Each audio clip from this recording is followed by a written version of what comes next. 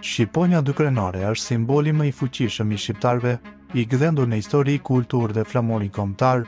Ajo mishëron lirinë, krenarin dhe qëndresën në një kombi të lashtë, duke u bërë pjesë e identitetit të tij.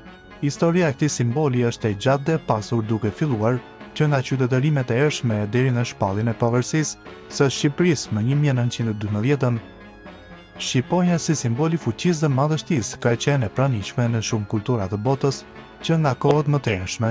Përdorimi i shqiponjës dykrenare daton që nga qytetërimet e lashta të Mesopotamisë dhe Anadollit, nga Babiloni dhe Asiri. Ajo përfaqësonte fuqinë hyjnore dhe mbrojtjen nga e keqja.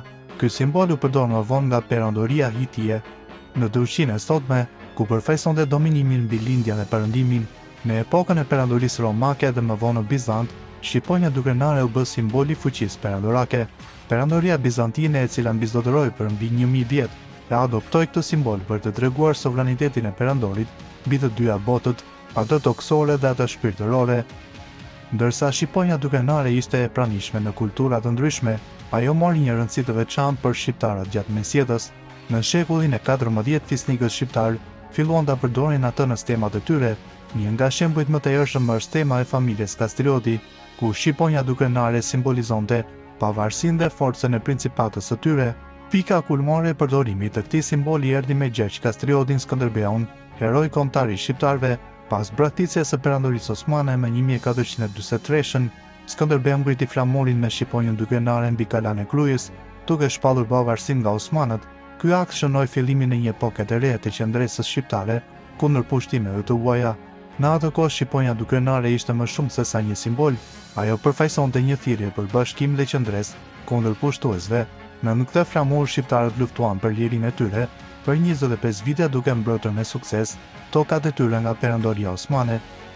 Përdorimi i shqiponjës dykrenare nuk u ndaloi me Skënderbeun. Gjatë shekujve që pasuan, ky simbol mbeti pjesë e identitetit kombëtar shqiptar. Gjatë periudhës së rilindjes kombëtare në shekullin e 18, shqiptarët kërkuan të afirmonin identitetin e tyre dhe të ndaheshin nga perandoria osmane. Në këtë kontekst, flamuri me shqiponjën dykrenare u përdor nga lëvizjet patriotike shqiptare si një shenjë përpjekjeve për liri dhe pavarësi. Më 28 nëntor 1912 në Vlorë, Ismail Gjemali ngriti flamurin me shqiponjën dykrenare, duke shpallur pavarësinë e Shqipërisë. Ky flamur, i cili mbante të njëjtën shqiponjë si ai i Skënderbeut, u bë simboli zyrtar i shtetit tonë. Gjatë periudhave të ndryshme të historisë shqiptare, flamuri ka pasur disa ndryshime të vogla. Gjatë periudhës komuniste, që zgjati nga 1946 në 1992, mbi shqiponjën dykrenare u shtua një yll i kuq, simboli i ideologjisë komuniste. Pas rënies së regjimit komunist, flamuri u rikthye formës së tij origjinale pa yllin. Sot flamuri kombëtar shqiptar mbetet i njëjti, një sfond i kuq me shqiponjën e zezë dykrenare në mes. Shqiponja dykrenare përfaqëson më shumë se sa një simbol heraldik.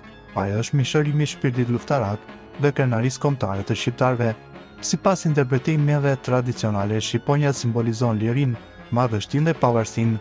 Dy kokat e saj përfaqësojnë bashkimin e shqiptarëve nga të gjitha trevat. Ngjyra e zezë e shqiponjës simbolizon fuqinë dhe seriozitetin e kombit. Sfondi i kuq përfaqëson gjakun e derdhur për lirinë e Shqipërisë. Ky flamur nuk është thjesht një simbol politik, por një thirrje për unitet dhe qendresë për të gjithë shqiptarët, si brenda ashtu dhe jashtë Shqipërisë. Përveç se një flamur, shqiponja dykrenare është e pranishme në shumë aspekte të jetës shqiptare. Ajo gjendet në artin popullor, veshjet tradicionale, stemat familjare dhe monumentet historike.